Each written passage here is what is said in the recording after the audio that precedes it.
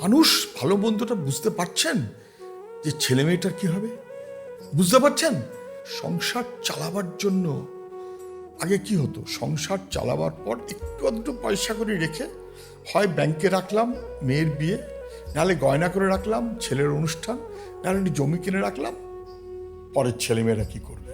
সংসার চালিয়ে মানুষ সঞ্চয় করত।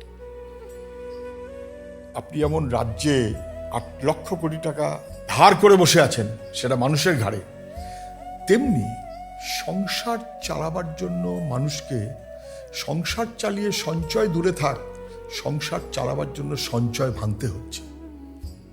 ব্যাংকের টাকা তুলে যদি কিছু থেকে থাকে, একটা আংটি ছিল ওটাকে ভেঙে একটা কিছু করার ব্যবস্থা করতে হচ্ছে।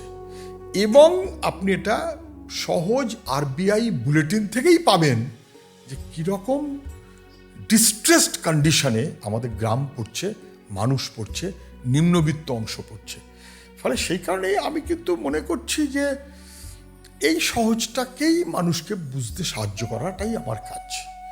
অনেক কঠিন জিনিস ঠিক সবাই হয়তো সব বুঝতে এখনই চাইবেন না, যে যেমন বুঝবেন সে তেমন করে বুঝবেন, কিন্তু তারপর মানুষের জীবনের কথা তার কাছে আমায় পৌঁছতে হবে।